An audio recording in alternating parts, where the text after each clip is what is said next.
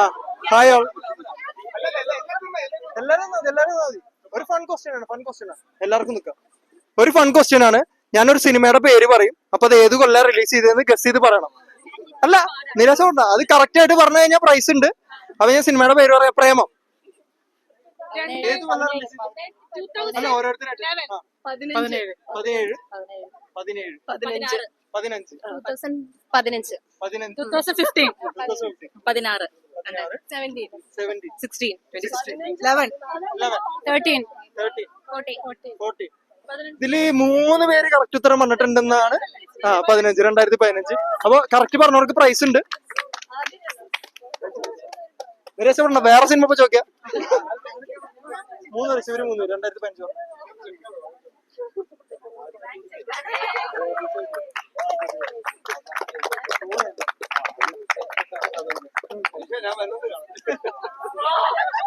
ആവശ്യം വരും.